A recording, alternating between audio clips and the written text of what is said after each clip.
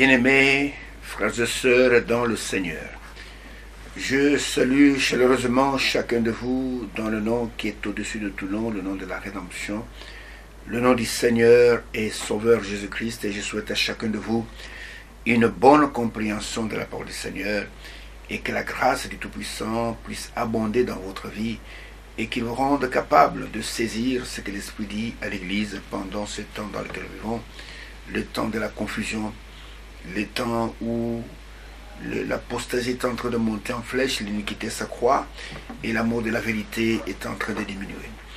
Ainsi, quelle que soit votre communauté, si vous aimez réellement le Seigneur, que la bénédiction du Tout-Puissant repose sur vous. Il y a une bénédiction spéciale pour ceux qui aiment le Seigneur, ceux qui aiment son avènement.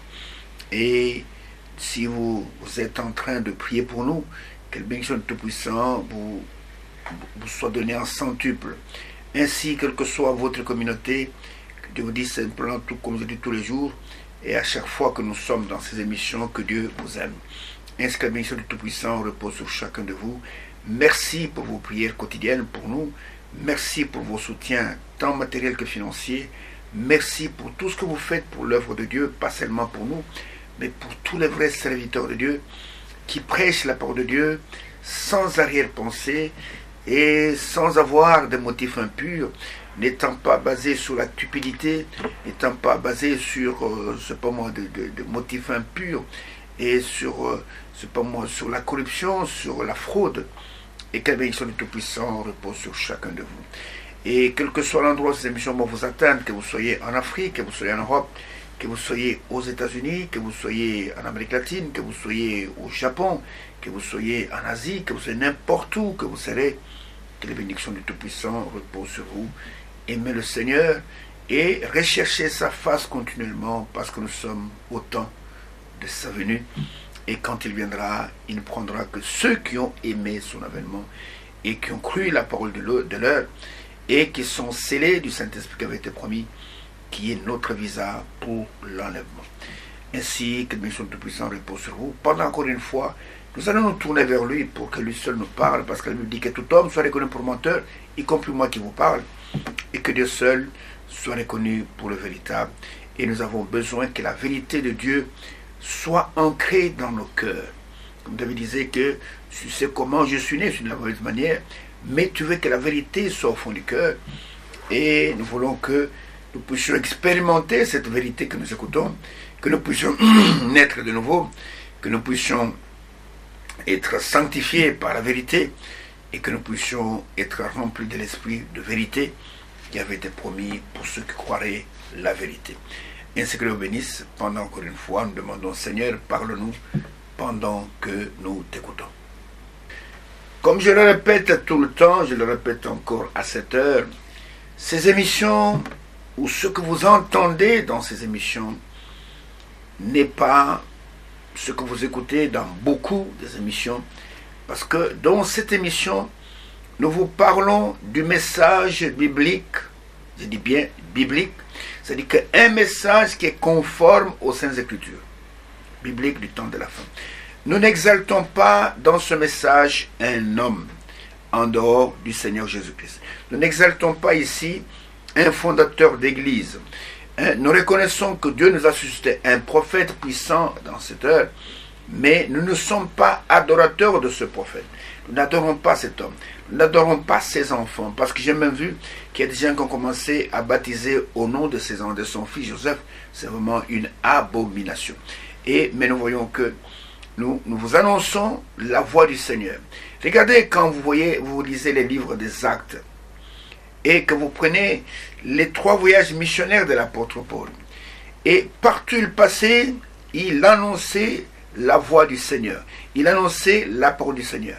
Il ne se prêchait pas lui-même, il ne prêchait pas leur église qui était à Jérusalem, il ne prêchait pas Pierre, il ne prêchait pas Jean, il ne prêchait pas Jacques, mais il annonçait chaque fois le royaume de Dieu, il annonçait la parole du Seigneur. C'est ce que nous faisons dans ces émissions. Ces émissions sont entièrement consacrées au roi des rois, au Seigneur des seigneurs, qui est le Seigneur Jésus-Christ. Ainsi, nous parlons du message biblique du temps de la fin, et nous parlons plus spécialement de l'accomplissement des prophéties bibliques dans le temps dans lequel nous vivons. Parce que la véritable foi, c'est quand vous êtes capable d'identifier ce que Dieu fait dans votre temps, ce qu'il a promis dans votre temps, ce qu'il fait dans votre temps, et que vous croyez cela. C'est à ce moment-là que Dieu agrée votre foi par ce que nous appelons le baptême du Saint-Esprit. Il vient tabernacler en vous. Le royaume de Dieu vient habiter en vous. Et vous devenez porteur de la sémence. Vous devenez porteur, Dieu habite en vous. Quand vous déplacez, vous êtes déplacé avec Dieu. Quand vous parlez avec Dieu. Vous devenez une personne différente. Parce que la Bible dit que si quelqu'un est en Christ, il est une nouvelle création. Voici les choses anciennes sont passées. Toutes choses sont devenues nouvelles. Vous voyez maintenant les choses de manière différente, selon les Écritures. Vous ne voyez pas les choses selon votre communauté, selon votre pasteur, selon votre fondateur de la communauté. Non, un croyant, nous croyons la parole de Dieu, nous croyons Dieu.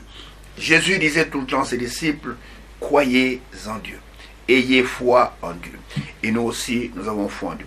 Alors, il y a des événements qui se passent sur la terre.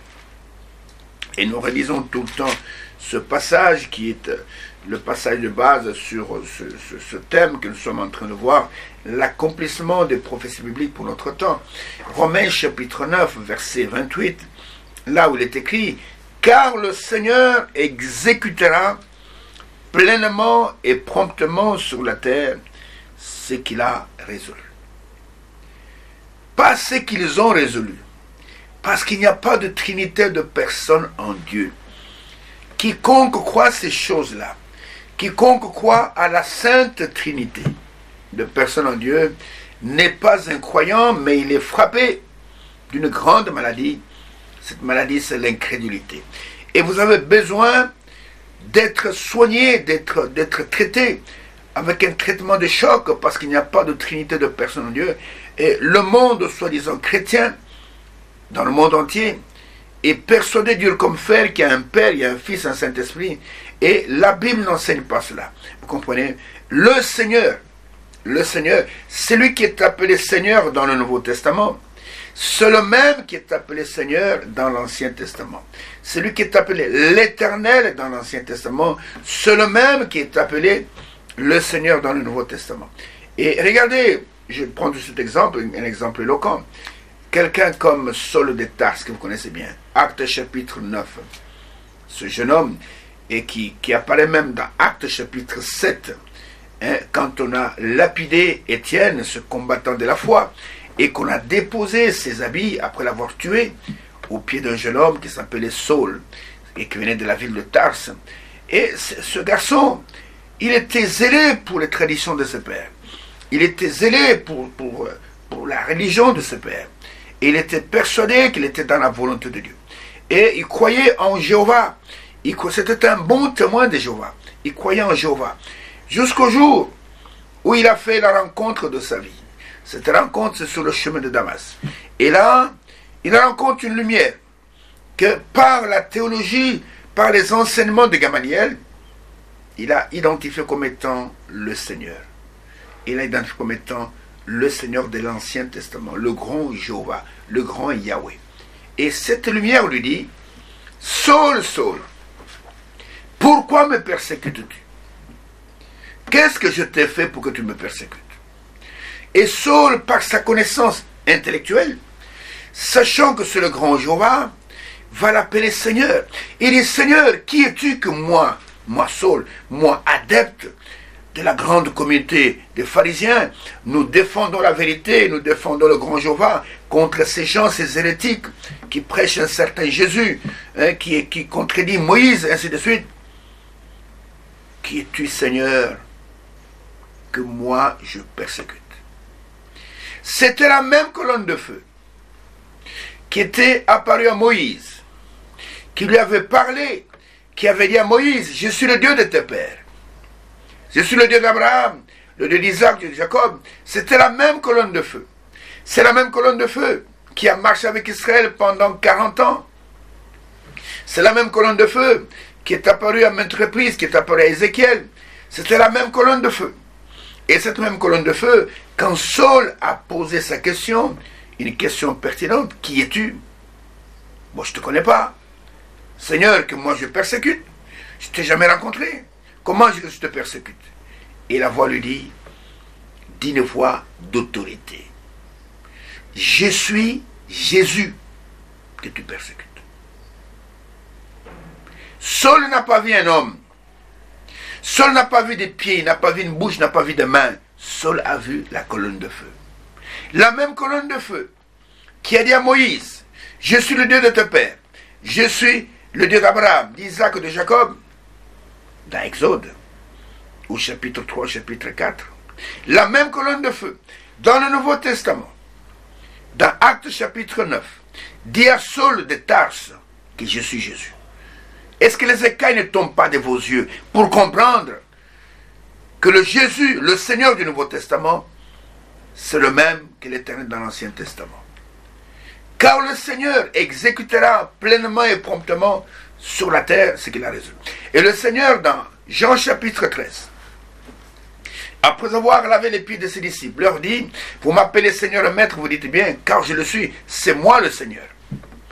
Et dans Éphésiens chapitre 4, verset 5, verset 6, l'apôtre Paul dit, il y a seulement un seul Seigneur, un seul Dieu, qui est au-dessus de tous, en tant que Père, qui est parmi tous, en tant que Fils, Emmanuel, Dieu avec nous, et qui est en tous, en tant que cet esprit. Il n'y a pas deux seigneurs, il n'y a pas trois seigneurs. Et nous voyons qu'il va exécuter sur la terre pleinement et promptement ce qu'il a résolu, pas ce qu'ils ont résolu. Il n'y a pas de trois personnes qui se décident, non. Il est dit le même dans l'Ancien Testament, c'est moi, c'est moi. Ésaïe 43, verset 11. C'est moi qui suis, pas que nous sommes, qui suis l'Éternel. Et à part moi, il n'y a point d'autre sauveur. Pourquoi vous les théologiens, vous ne voulez pas croire? Pourquoi vous persistez à enseigner dans vos facultés de théologie des mensonges sur la divinité, sur la personne même de Dieu? Pourquoi voulez-vous défendre quelque chose qui ne tient pas? Ce serait très bien si dans ces facultés de théologie on pouvait enseigner correctement la divinité. Ce sera pour la gloire de notre Dieu. Mais vous ne voulez pas parce que peut-être vous n'avez pas reçu la grâce de croire Dieu depuis le commencement. Vous avez une connaissance intellectuelle de Dieu. Vous pouvez parler de Dieu d'une manière intellectuelle, mais vous n'en avez aucune révélation. Parce que personne ne peut dire que Jésus est Seigneur, c'est-à-dire le Jéhovah de l'Ancien Testament, si ce n'est par le Saint-Esprit. C'est 1 Corinthiens chapitre 12, verset 3. Personne ne peut dire qu'il est Seigneur, si ce n'est par le Saint-Esprit. Il faut que la révélation vienne du Père. Et dans Matthieu chapitre 11, verset 25 à 27, là il est écrit que personne ne connaît le Père si ce n'est le Fils. Et celui à qui le Fils veut le révéler, et personne ne connaît le Fils si ce n'est le Père. Donc si tu veux connaître Jésus, il faut que le Père de Jésus, vous connaissez, c'est le Saint-Esprit.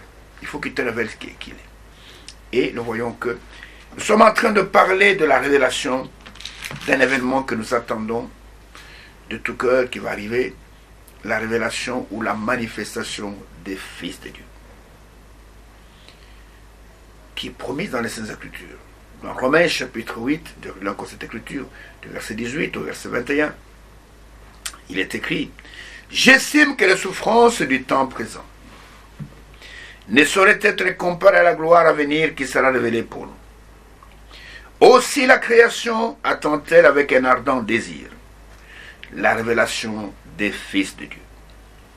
Car la création a été soumise à la vanité, non de son gré, mais à cause de celui qui l'y a soumise, avec l'espérance qu'elle aussi sera affranchie de la servitude de la corruption, pour avoir part à la liberté de la gloire des enfants de Dieu. » Donc c'est un grand événement que non seulement les enfants de Dieu attendent, mais toute la création attend et soupire. Il attend dans un ardent désir la révélation ou la manifestation des fils de Dieu. Et nous avons commencé à voir cela pour voir que c'est quelque chose que Dieu a promis et avec le message du temps de la fin, Dieu nous a encore éclairé de la manière dont cela va arriver, en nous montrant que cette manifestation des fils de Dieu, quand on parle de fils de Dieu, les filles aussi sont là-dedans, vous comprenez? Ce sont des hommes et des femmes. Et quand est-ce que cela va arriver? Et nous avons terminé l'émission qui a précédé celle-ci, la dernière émission, en montrant que cette manifestation va intervenir pendant un autre événement qui va arriver sur la terre. Et cet événement, c'est la pluie de l'arrière-saison ou la pluie de la moisson. Et j'avais dit dans l'émission qui a précédé que peut-être celui qui n'est pas lecteur de la Bible va se poser la question: qu'est-ce que c'est que la pluie de l'arrière-saison? C'est quoi ça encore? Qu'est-ce que ça a à voir avec les Saintes Écritures? Et vous savez, nous devons croire, comme dit les Saintes Écritures, la pluie de l'arrière-saison. C'est-à-dire que, regardez, quand un cultivateur, un bon cultivateur, quand il doit d'abord s'aimer sa sémence, il doit s'aimer cette sémence dans la bonne saison. Et quand cette sémence est sémée, cette sémence a besoin de deux pluies. Il y a d'abord la pluie de la première, et puis ensuite la pluie de l'arrière-saison. Prenez avec moi l'épître de Jacques. L'épître de Jacques. Prenons au chapitre 5. Et je prends deux versets. Le verset 7 et le verset 8. Jacques, il typifie un peu ça. Et j'espère que vous allez comprendre davantage. Là, il est écrit ceci. Jacques s'adresse à tout véritable croyant. Il dit: soyez donc patients, frères, jusqu'à l'avènement du Seigneur. Voici le laboureur ou le cultivateur attend le précieux fruit de la terre, prenant patience à son égard, jusqu'à ce qu'il ait reçu les pluies de la première et de l'arrière-saison. Voilà, Jacques nous parle de deux pluies ici. Donc, jusqu'à les pluies de la première et de l'arrière-saison. Vous aussi, soyez patients, affermissez vos cœurs, car l'avènement du Seigneur est proche. Il dit que il nous demande d'être patient. Donc, soyez patients, frères, jusqu'à l'avènement du Seigneur. Et comme type, il dit: voici le laboureur attend le précieux fruit de la terre. Qu'est-ce que cela veut dire? C'est-à-dire que dès que le laboureur a placé la semence dans le sol, parce que la semence doit être plantée dans le sol, alors le laboureur, après avoir planté la semence, il doit être patient. Je m'imagine quelqu'un qui est impatient. Supposons par exemple, il a planté un grain de maïs dans le sol, et chaque jour il va ouvrir la terre, pour ouvrir, regardez, pour voir si le grain est en train de germer. Il va tuer la semence. La semence, elle ne va pas germer. Mais quand il a enfoui le grain dans le sol, qu'il a couvert la terre, ce qu'on demande au laboureur, c'est de la patience. Non seulement de la patience, mais dans sa patience, il attend deux pluies.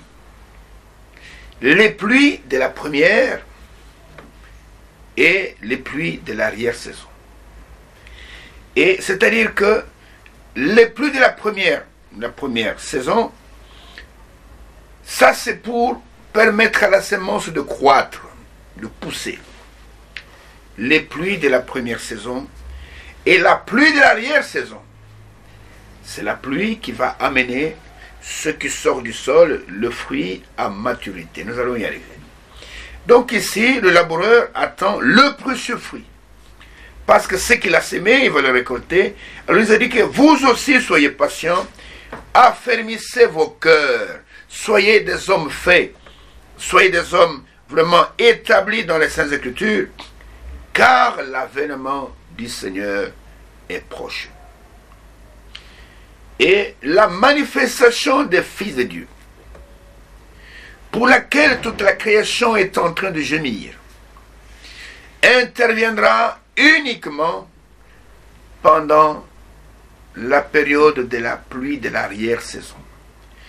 Et entre parenthèses, pour nous aider à bien comprendre ce qui se passe dans le spirituel, ces pluies, ce sont les pluies de l'esprit. L'eau ici, c'est l'eau de l'esprit. Donc ce n'est pas la pluie naturelle. Donc la pluie, il y a une pluie de la première saison, nous allons le voir. Il y a aussi une pluie de l'arrière-saison qui est pour la récolte. Et ce sont les pluies de l'esprit. C'est Dieu qui envoie ces pluies telles que nous l'avons lu ensemble la fois passée dans Joël chapitre 2. Joël chapitre 2. Et je vais encore lire ce passage, commençant par le verset 23. Et il nous est annoncé un grand événement qui va arriver sur la terre. En fait, c'est une période de restitution, de rétablissement, tel que le Seigneur m'en a parlé dans Matthieu chapitre 17, verset 11, verset 10, verset 11, en disant que il est vrai qu'Élie doit venir et rétablir toutes choses. Donc il y a un temps de rétablissement qui doit arriver sur la terre. Alors, il est écrit ici, à partir du verset 23, Joël chapitre 2, « Et vous, enfants de Sion, soyez dans l'allégresse et réjouissez-vous en l'Éternel votre Dieu. Car il vous donnera la pluie, c'est la pluie de l'esprit, en son temps. » Comprenez? Il vous enverra, écoutez, la pluie de la première et de l'arrière-saison, ou la dernière pluie, comme autrefois. Donc c'est un problème de restitution. Il vous enverra lui-même. C'est Dieu qui envoie. Ce n'est pas un pasteur, ce n'est pas un prophète, ce n'est pas un apôtre. Lui-même, Dieu vous enverra la pluie de la première et de l'arrière-saison comme autrefois. C'est un temps de rétablissement de ce qui a été renversé par les dénominations, par les églises soi-disant officielles, les grandes organisations, nous allons le voir. Et je vais vous remplacer cela. Je vais vous redonner la pluie en son temps. Hein? Il vous enverra la pluie de la première et de l'arrière-saison, comme n'oubliez pas ça, comme autrefois. Ce n'est pas des nouveautés, mais nous sommes ramenés à l'enseignement des apôtres et des prophètes comme cela a été autrefois. Nous sommes censés croire comme disent les Saintes Écritures, non pas comme dit notre communauté, non. Si votre communauté enseigne contrairement à ce que la Bible enseigne, rejetez ce que votre communauté enseigne, acceptez l'enseignement de la Bible, parce que l'enseignement de la Bible, c'est l'enseignement de Dieu. L'enseignement de communauté, c'est l'enseignement des hommes. Donc, il va nous rétablir, nous enverra la pluie, dès la première de l'arrière-saison, comme autrefois. Et verset 24, quand il fera cela, les airs, ou bien nos dépôts, se rempliront de blé, et les cuves regorgeront de mou, de farine et d'huile. Je vous remplacerai les années qu'ont dévoré la sauterelle, le gélec, le asile et le gazam, ma grande armée que j'avais envoyée contre vous. Je m'arrête un peu là. Vous savez, regardez chaque fois qu'Israël commettait des gaffes, ou chaque fois qu'Israël s'éloignait de son Dieu, Dieu envoyait parfois des peuples étrangers. Il a envoyé du temps de Daniel, et il a envoyé Nabuchodonosor pour punir Israël de son idolâtrie, et il les a emmenés en captivité. Et regardez, du temps de Gédéon, il y avait les Madianites qui maltraitaient Israël. Vous comprenez? Tout ça arrivait chaque fois qu'Israël s'est écarté de la porte de Dieu. Et ici, Dieu dit, comme l'Église aussi, s'est écartée des enseignements bibliques. Dieu a permis qu'il y ait eu cet insecte en fait qui change de forme. Il y a le gazam, après c'est la sauterelle, après c'est le gélec, après c'est le asile, qui va venir pour détruire. Imaginez un peu l'Église comme un arbre bien florissant. un arbre vraiment planté comme il est écrit dans le psaume chapitre 1er. Et l'homme qui craint Dieu, il est comme un arbre planté près des courants d'eau, qui porte son fruit en sa saison. C'est comme ça qu'était l'Église. L'Église avait des fruits de l'Esprit. Et si vous voulez connaître les fruits, regardez ce qu'était l'Église au commencement. 1 Corinthiens chapitre 12. Regardez ce qu'était l'Église et comparez ce qu'elle est aujourd'hui. En tout cas, il n'y a rien de tout cela. Et il n'y a que des blabla. Il n'y a que des comédies. Dans 1 Corinthiens chapitre 12, voilà ce qu'était l'Église. Ce que doit posséder l'Église. Il est écrit à partir du verset 4. Il dit, il y a diversité de dons, mais le même esprit qui est dans l'Église. Diversité de ministères, mais le même Seigneur dans l'Église. Diversité d'opérations, mais le même Dieu qui opère tout en tous dans l'Église. Or à chacun, la manifestation de l'Esprit est donnée pour l'utilité commune. En effet, à l'un est donné par l'Esprit une parole de sagesse, à un autre une parole de connaissance, selon le même Esprit, à un autre la foi, par le même esprit, à un autre le don de guérison, par le même esprit, à un autre le don d'opérer des miracles, à un autre la prophétie, à un autre le discernement des esprits, à un autre la diversité des langues, à un autre l'interprétation des langues. Un seul et même esprit opère toutes ces choses, les distribuant à chacun en particulier comme il veut. Ça, c'était ça l'Église. C'est-à-dire que dans l'Église véritable, il y a 5 ministères. Il y a les apôtres, il y a les prophètes, il y a les évangélistes, il y a les pasteurs, il y a les docteurs. Et il y a aussi ces neuf dons qui sont dans l'Église. Il y a le don de la sagesse, il y a la connaissance, il y a la foi, et il y a le don de guérison, il y a le don de peur des miracles, il y a le don de prophétie, le don de discernement, il y a le don de parler en langue, il y a le don d'interprétation de langue. Tout ça, ce sont les fruits que porte cet arbre. L'arbre épouse. Donc imaginez un peu l'Église comme ça, un arbre avec les 5 ministères. Donc il y a beaucoup de feuilles et il y a beaucoup de fruits. Il y a les 9 fruits de l'esprit, les 9 dons qui sont là. Et Dieu dit, je vais vous remplacer ce que le gazam, ce que la sauterelle, ce que le gélec, ce que le asile, 4 insectes, mais en fait c'est un même insecte, ma grande armée que je vais envoyer contre vous, mais je vous remplacerai tout ça. Et dans Joël chapitre 1er, lui-même dit ceci. Parce que ce qui va arriver au temps de la fin, c'est une action puissante de l'Esprit qui doit opérer avant le retour du Seigneur. Et regardez, dans Joël chapitre 1er, je prends les 4 premiers versets. Il est écrit ceci. La parole de l'Éternel fut adressée à Joël, fils de Pétuel. Écoutez ceci, vieillards. Prêtez l'oreille, vous tous habitants du pays. Rien de pareil est-il arrivé de votre temps ou du temps de vos pères. Racontez-les à vos enfants et que vos enfants le racontent à leurs enfants et leurs enfants à la génération qui suivra. Écoutez maintenant. C'est qu'a laissé le gazam. La sauterelle l'a dévoré. C'est qu'a laissé la sauterelle. Le gélec l'a dévoré. C'est qu'a laissé le gélec. Le asile l'a dévoré. Suivez cette succession c'est comme par exemple, vous voyez, quand vous voyez un papillon, le papillon commence à devenir n'importe une larve, puis c'est une chenille, et puis après, il est devenu ce que vous voyez le papillon. Je me souviens quand on travaillait à l'aéroport de Kisangani, il y avait beaucoup de papillons là-bas, et beaucoup de chenilles, partout sur la feuille des chenilles. Vous voyez qui s'est transformé en papillon. C'était extraordinaire. Alors ici, on nous parle d'un insecte, c'est l'esprit antichrist, qui va s'attaquer à cet arbre. Un arbre verdoyant, un arbre plein de... Donc c'était ça l'Église. L'Église était pleine d'amour. L'église était pleine de compassion. L'église était pleine d'esprit. L'église, quand quelqu'un avait mal agi, directement le Saint-Esprit parlait.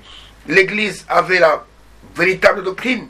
Il n'y avait pas de mariolâtrie. On n'adorait pas Marie dans l'Église primitive. Non, monsieur, non, monsieur, non, monsieur. On n'adorait pas Marie. Marie a reçu le Saint-Esprit comme tous les autres dans la chambre haute. Elle était là, lisait Actes chapitre 1er. Elle était dans la chambre haute avec les disciples, avec les autres parmi les 120. Marie a tutubé en parlant langue comme tous les autres. Vous comprenez? Il n'y avait pas le culte de mort. Il n'y avait pas des enseignements sur le purgatoire. Ça n'existe pas. Vous ne trouvez nulle part, sauf dans les livres qu'on appelle apocryphes, qu'on a essayé d'ajouter pour justifier certaines choses. Mais dans cette Bible, qui possède 66 livres, vous ne trouverez pas de tels enseignements. Ici, il n'y a pas des histoires, c'est pas moi. Tout ce que vous voyez comme cérémonie dans des églises, ça n'existe pas ici. Ça n'existe pas ici. Ça n'existe pas. Alors, il est dit ici, ce que le Gazam a laissé. Le Gazam est le premier à s'attaquer à l'arbre. Et le Gazam, quand il est venu, il a dévoré tous les fruits de l'arbre. C'est la première phase. Il a enlevé tous les fruits. Oh, l'amour a disparu. Et il y a eu beaucoup de choses. Les professions ont disparu. Et, c'est pas moi, les parents langues ont disparu. Le Gazam a tout bouffé. Mais la Bible dit, c'est que le Gazam a laissé. La sauterelle est venue. Et quand la sauterelle est venue, qu'est-ce qu'elle a dévoré? Elle a dévoré les feuilles. Regardez un arbre qui avait beaucoup de feuilles. Vous voyez par exemple quand il y a les criquets qui s'abattent sur certaines régions, tu peux voir un arbre qui avait beaucoup de feuilles. En quelques minutes, l'arbre, comme on dit, est désossé. Il n'y a plus de feuilles. Et c'est l'arbre comme un arbre sec. Et la sauterelle est venue, elle a bouffé toutes les feuilles. Et qu'est-ce que les feuilles symbolisent? Les feuilles symbolisent la communion fraternelle. Vous savez, quand vous avez un arbre, c'est pas moi, dans un village ou même dans une parcelle, oh, c'est un endroit où on peut aller se mettre en dessous de l'arbre, avoir de la communion fraternelle. On peut aller parler, on peut s'asseoir sur l'arbre, on a un ombrage, hein, on peut avoir la communion fraternelle. Et les feuilles symbolisent un peu cette communion fraternelle qui a été enlevée. Et la haine s'est installée, les communautés sont venues, elles se combattent les unes des autres. Oh, il y a eu des massacres terribles, comme ce qu'on appelle, qui est arrivé en France, le massacre de la Saint-Barthélemy, oh là là, où on a massacré des protestants par les catholiques. Et regardez même, jusque même dans le siècle passé, en Irlande, les catholiques et les protestants s'entretuaient au nom de la religion. C'est pas possible. Comment on peut croire le même Dieu et s'entretuer comme ça? Vous comprenez? Et nous voyons que la sauterelle est venue, il a mangé toutes les feuilles. Le Gazam s'est occupé des fruits, il a tout bouffé. La sauterelle a mangé toutes les feuilles. Et ce que la sauterelle a laissé, qu'est-ce qu'elle a laissé? Elle a laissé l'arbre sans feuilles, seulement l'arbre. Et le gélec est venu. Le gélec est venu faire quoi? Il s'est attaqué à l'écorce de l'arbre. Il a commencé à bouffer l'écorce. Qu'est-ce que c'est que l'écorce? Qu'est-ce que ça signifie? Ça symbolise la doctrine. La doctrine de l'Église, telle que les disciples l'avaient enseignée, telle que les apôtres l'avaient enseignée, a disparu. On a commencé à enseigner des credos faits de main d'homme. On a commencé à enseigner des choses qui n'étaient pas dans les Saintes Écritures. On a établi des hiérarchies que ni le Seigneur ni les apôtres n'avaient enseignées. Dans l'Église, il y a, d'abord nous sommes tous frères. Frère n'est pas un titre. Nous sommes frères de nature, nous sommes des frères. Le Seigneur dit, vous êtes tous frères. Et il n'y a que les anciens dans l'Église, il n'y a que les diacres. Et parmi les anciens, on choisit un ancien qui devient le pasteur ou l'évêque. Il y a des évêques dans l'Église. Il n'y a pas tous les autres titres que les gens ont ajoutés là-bas. Montre-moi dans cette Bible où ces titres figurent dans la Bible. Ça n'existe pas. Ça, c'est le travail du Gélec, qui est venu détruire l'Église en détruisant la doctrine. À tel point que, pendant des siècles, on a interdit aux fidèles de lire la Bible. Pourquoi? Parce qu'en lisant la Bible, on allait découvrir que ce qu'on fait là n'est pas conforme à ce que la Bible dit. On a dit, la Bible c'est le livre des hérétiques, des rebelles. Non, la Bible c'est le livre des croyants. Quiconque est croyant doit posséder une Bible. Cette Bible, le Seigneur a dit à Josué qu'il faut méditer la parole que je donne à mon serviteur Moïse jour et nuit, afin que tu réussisses dans tout ce que tu entreprendras. Et nous voyons que le Gélec s'est accaparé, ça a détruit la doctrine. On a établi des hiérarchies. Il y a eu des évêques provinciaux, des évêques, c'est pas moi, et territoriaux. L'évêque, c'est pour l'église locale. Et nous voyons qu'après, le asile est venu. Lui, c'est que le Gélec a laissé. Et le asile est venu pour sucer la sève, la vie de l'arbre. Pour tuer complètement l'arbre. Mais Dieu qui est riche en miséricorde, qu'est-ce qu'il a fait? Il a fait que la sève rentre dans les racines. Et au temps de la fin maintenant, c'est ce qu'il dit maintenant au chapitre 2 là, il dit que je vous remplacerai, verset 25. Les années qu'on dévorait la sauterelle, le Gélec, le asile, le gazab, ma grande armée que j'avais envoyée contre vous, vous mangerez, vous rassasierez, et vous célébrerez le nom de l'Éternel, votre Dieu, qui aura fait pour vous des prodiges. Et mon peuple ne sera plus jamais dans la confusion. Il ne sera plus jamais dans Babylone. Parce que le message nous dit, sortez, sortez du milieu d'eux, mon peuple, ne touchez pas ce qui est impur. Et nous allons sortir, et c'est au cours de cette dernière pluie, de cette époque où d'abord, la première pluie, c'est la pluie, nous allons le voir, de l'ensemencement, c'est-à-dire la pluie de l'enseignement, la pluie mourée, et nous voudrons voir que c'est pendant cette pluie que les semences sont semées, et la pluie de l'arrière-saison vient pour manifester le fruit de ce qui a été semé, parce que la loi de Dieu, selon Genèse chapitre 1 verset 11, est que chaque semence se reproduit selon son espèce. Et nous voyons que Dieu a promis qu'il va restituer ce que le gazam a mangé, ce que la sauterelle a mangé, ce que le Gélec a mangé, ce que le asile a mangé, l'arbre va redevenir de nouveau verdun. C'est un peu, regardez, ce qui s'est passé avec notre frère Samson, qui est le type de l'Église. Samson était le type parfait de l'Église.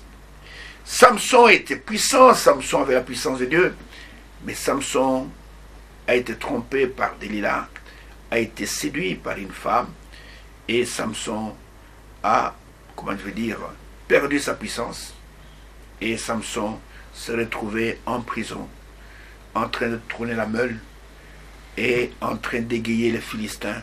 Quand on dit Samson danse, Samson dansait. Il était devenu aveugle. Mais regardez comment Dieu fait les choses. Et les gens pensaient que Samson était terminé. Et les gens ne savaient pas que la loi de Dieu, c'est la loi de la restitution. Et Samson, chaque jour, il touchait sa tête pour voir si les cheveux ne poussaient pas. Et les cheveux, quand on les coupe, ils repoussent. Mais les Philistins ont oublié que les cheveux poussaient. Et quand il a senti que les cheveux ont atteint une certaine hauteur, et Samson, ce jour-là, les Philistins étaient joyeux. Ils ont dit qu'on fasse sortir Samson qui nous égaye un peu. Allez, on a mis de la musique. Allez, Samson, danse pour nous. Samson a dansé. Fais ceci, fais ceci. Et il avait un enfant qui le tenait par la main pour le conduire parce qu'il ne voyait plus.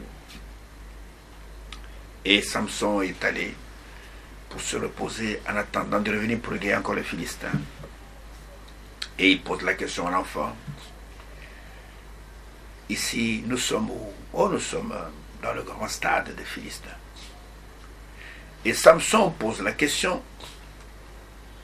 Qui sont là dans la tribune? Il dit, tous les princes des Philistins sont là, au grand complet. Et nous sommes juste en dessous de la tribune. Alors Samson pose la question à l'enfant qui lui dit, la tribune est posée sur quoi? Non, il y a deux grandes colonnes ici.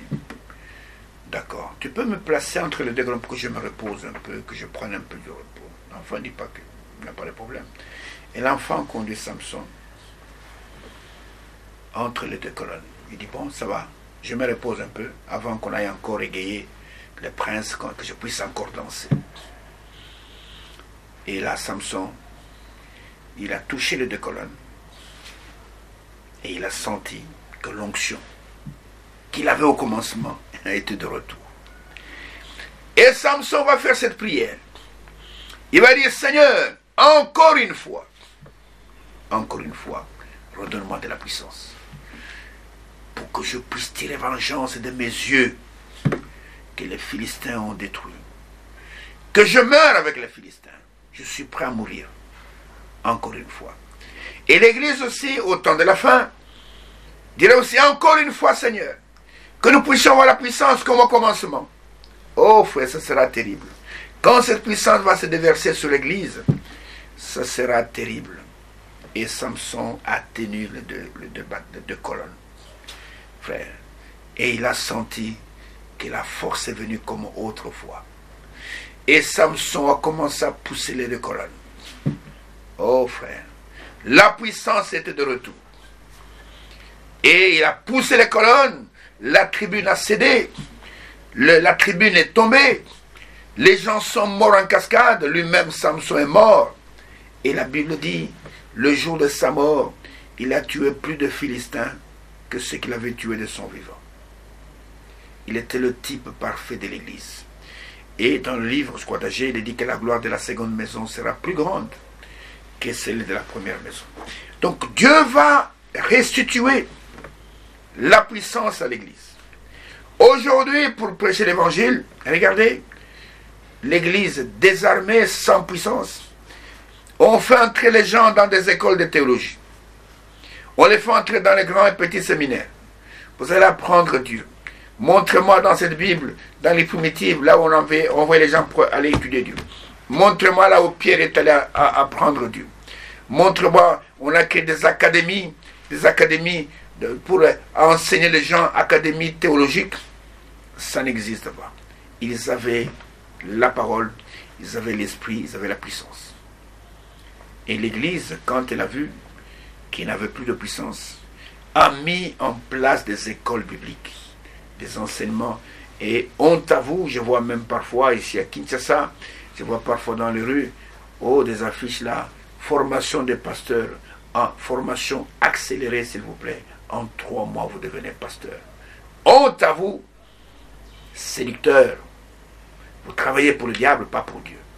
Dieu n'utilise pas ces méthodes-là. Montre-moi dans quelle école Moïse est entré pour apprendre Dieu, aller faire ce qu'il a fait en Égypte et conduire le peuple d'Israël jusqu'au bord de Canaan. Montre-moi ça, ça n'existe pas.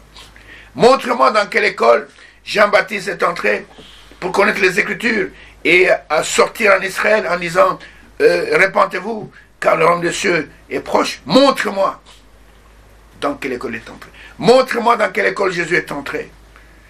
Et vous comprenez par là, c'est parce que n'ayant plus la puissance, ils sont allés chercher des moyens artificiels pour faire la puissance. Regardez les gens qui n'ont pas le Saint-Esprit. Ils veulent créer une atmosphère spirituelle dans leur église avec des orchestres mondains, avec des chanteurs mondains, avec des chanteuses mondaines, et ils veulent créer avec des baffles, avec beaucoup de watts là, et ça fait même mal aux oreilles. Et les gens qui vous dansent là, et des danses tout à fait mondaines, ils dansent, ils descendent, ils montent, ils descendent, et ils font des histoires comme les musiciens du monde. Tout cela, c'est parce que, n'ayant pas l'Esprit de Dieu, il doit fabriquer quelque chose. Mais Dieu nous promet une pluie. Alors, je voudrais vous lire ce que l'homme de Dieu, William Branham, dit à ce propos, dans cette prédication, pour ceux qui sont connaisseurs ou bien qui suivent le message biblique du temps de la fin. Cet homme de Dieu, le messager de l'heure pour cette heure, a longuement parlé de ces choses. C'est grâce à cela que nous pouvons vous parler dans ces émissions. En fait, le message biblique que nous vous prêchons dans ces émissions, Dieu nous l'a donné au travers d'un homme. Cet homme, c'est William Branham. Et c'est au travers de lui que beaucoup de choses nous ont été révélées, parce que la parole de Dieu vient premièrement au prophète, ne vient pas au pasteur. Elle ne vient pas à l'évangéliste, elle ne vient pas ni à l'apôtre, mais il vient d'abord au prophète. Et quand le prophète parle, alors les autres ministères ont du travail, prendre ce que le prophète a dit. Et maintenant, ils peuvent le développer selon la capacité que Dieu a donnée à chaque ministère. Et regardez maintenant, nous allons lire un long passage, et où, voilà ce que l'homme de Dieu dit. Je prends dans cette prédication la parole parlée et la sémence originale. Je suis dans la version de notre frère Alexis Barlier de Suisse, et ici dans cette traduction, il n'y a pas de paragraphe. Mais je suis à la page 35, à partir du paragraphe 2, et voilà ce qu'il dit. De toute façon, les écrits apparaissent sur l'écran. Il est écrit ceci: je crois que nous sommes près du temps de la moisson. On va moissonner quoi? On va moissonner des fils de Dieu. Ne croyez-vous pas? Vous êtes tous d'accord? Nous sommes près du temps de la moisson. Les semences ont été semées. Faites attention. Il n'y a pas que la semence de Dieu, il y a aussi les semences dénominationnelles qui ont été semées. Écoutez. C'est là où cela ne va pas avec nous. Les semences ont été semées. Oh Dieu, je souhaiterais que vous puissiez voir ce qui passa alors devant moi. Les semences ont été semées. Rappelez-vous qu'il y a un temps pour semer et un temps pour moissonner. C'est l'Ecclésiaste qui l'a dit, je crois, au chapitre 3, si j'ai bonne mémoire, dans le livre de l'Ecclésiaste. C'est qu'ils savent qu'ils l'ont dit. Très bien. Écoutez maintenant. Il y a eu 3 différentes sortes de semences qui ont été semées. C'est dans le monde. L'une, c'est la semence dénominationnelle, dont Billy Graham était le chef semeur. Il est déjà décédé. Maintenant, c'est ceux qui sont là en ce mouvement qui continuent avec la même semence. Oral Roberts, le fils pour les pentecôtistes, déjà décédé aussi. Mais son fils et ceux qui sont de son mouvement continuent dans la même lancée. La semence pentecôtiste a été semée. Je parle en ce moment des organisations. Et enfin, la semence la parole a été semée. Donc, retenez ceci. Il y a 3 types de semences qui ont été semées dans le monde entier. Il y a la semence dénominationnelle, englobant toutes les dénominations qui se disent soi-disant chrétiennes. Il y a la semence pentecôtiste, ce sont les églises qui disent être de l'esprit, des gens qui parlent de dons, qui parlent de prophétie, tout ça, mettez le groupe de prière là-dedans, la semence pentecôtiste. Il y a aussi la semence de la parole de Dieu qui a été semée. Et Frobonam dit, maintenant comprenez bien cela, mes amis. Je n'en parlerai plus à moins que Dieu me le dise, ne me le dise. Je désire que vous compreniez bien clairement ceci. 3 semences ont été semées. C'est la raison pour laquelle les semailles sont sur le point d'être terminées partout. Vous voyez, les semences doivent être semées avant que la pluie de l'esprit ne tombe. Vous comprenez, la pluie de l'esprit. N'est-ce pas vrai? Vous allez être en désaccord. Mais attendez une minute. Les semences doivent être semées. Ensuite, la pluie tombe pour arroser la semence. N'est-ce pas vrai? Y a-t-il ici quelqu'un qui comprenne l'hébreu, qui connaisse les mots hébreux? Très bien. Vous chercherez cela si vous le voulez. Nous entendons maintenant tellement de choses. Il y a tellement d'organisations qui disent que nous sommes dans la dernière pluie. C'est absurde. Il n'y a rien de tel. Oh, quelque chose est en train d'arriver. Je peux le voir passer devant moi. Il était un prophète. Pendant qu'il prêchait, il y avait des visions qui se passaient devant lui. J'ai capté l'esprit, vous voyez. Amen. Je sais que c'est la vérité. C'est ainsi dit le Seigneur. Il y a une vision qui se déplace et qui vient. Je ne peux guère vous la décrire ici. Chaque fois que je regarde, je la vois qui se déplace devant moi comme cela et qui s'interrompt et se meut dans ces directions. J'essaie d'observer des personnes qui sont assises par là en bas. Je regarde ailleurs et partout où je regarde, la voilà. Donc elle vient toujours. Bien, retournons et voyons cela de nouveau pour être sûr que j'ai bien compris. Je ne sais pas exactement ce qui est arrivé pendant cet instant. Je crois que le temps de la moisson est proche. Les semences ont été semées. Les semences dénominationnelles des églises telles qu'évangéliques, baptistes, presbytériennes et luthériennes ont été semées.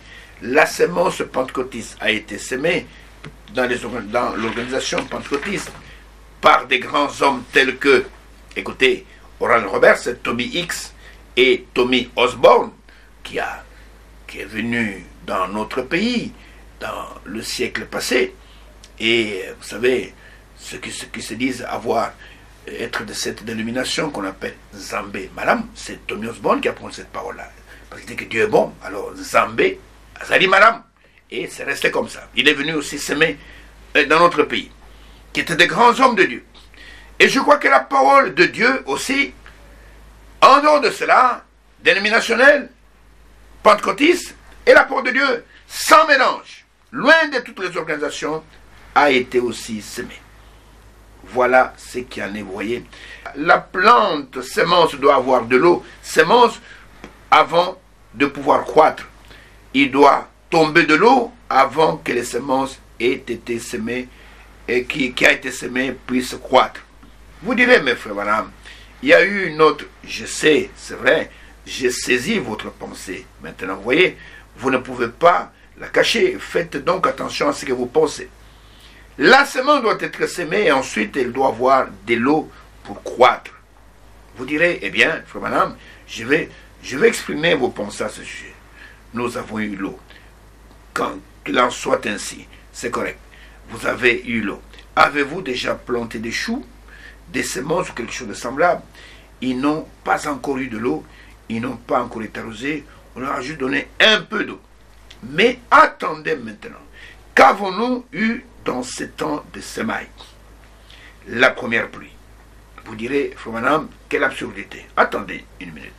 Si vous prenez le mot première dans Joël chapitre 2, et que vous regardez ce mot hébreu correspondant, vous verrez que c'est le mot mouré, qui interprété signifie enseignement.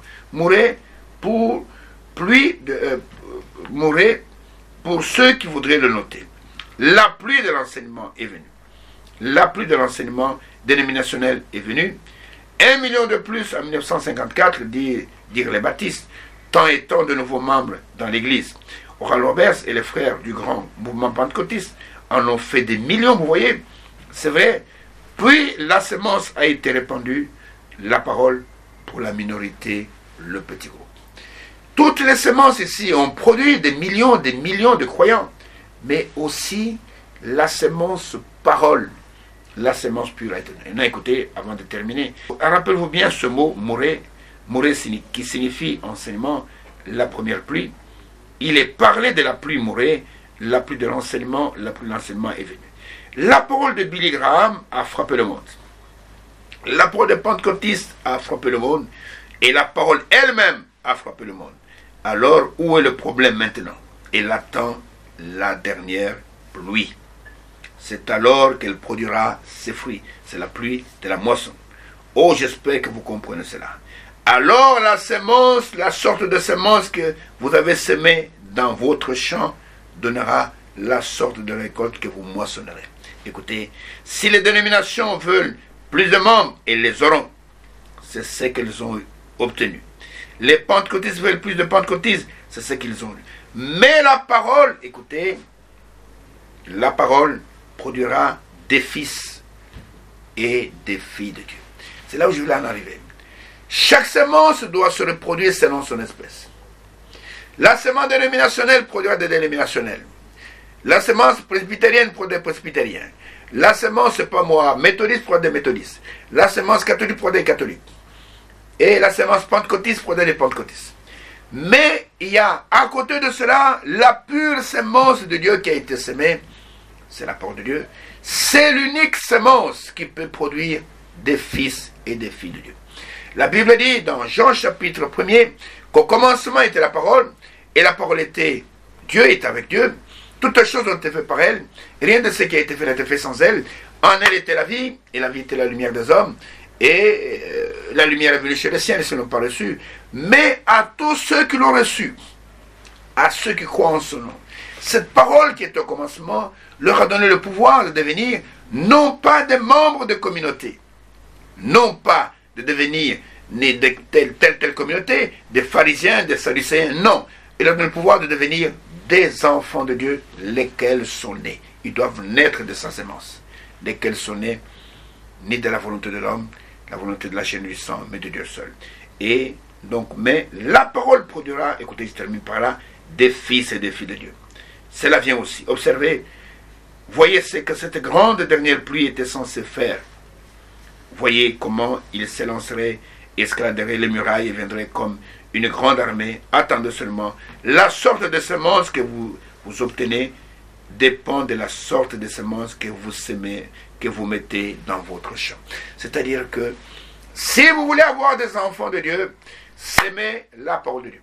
Si vous voulez avoir des pentecôtistes, semez la parole pentecôtiste. Si vous voulez avoir des méthodistes, semez la semence méthodiste. Si vous voulez avoir des catholiques, semez la semence catholique. Si vous voulez avoir des témoins de Jéhovah, semez la semence témoins de Jéhovah. Mais si vous voulez avoir des enfants de Dieu, semez cette parole pure. De la Genèse à l'Apocalypse, c'est la seule qui a la capacité de produire des enfants de Dieu. Et nous attendons la manifestation des fils de Dieu. Et c'est Dieu seul qui va les manifester, qui va les révéler. Que Dieu soit loué pour cela, parce que sa parole restera toujours la vérité. Tout ce que les hommes racontent, c'est du blabla, mais rien que la parole de Dieu nous dira ce qui est juste, ce qui est vrai. Si vous voulez connaître ce qui est vrai, lisez ce livre qui est la Bible, et allez très loin de toutes les traditions des hommes. Ainsi que Dieu bénisse, qui vous accorde le discernement des choses les meilleures. Aimez-moi, aimez la parole de Dieu, aimez tous les enfants de Dieu, et Dieu vous éclairera. Que Dieu bénisse, et si c'est sa volonté, en tout cas, je vous attends.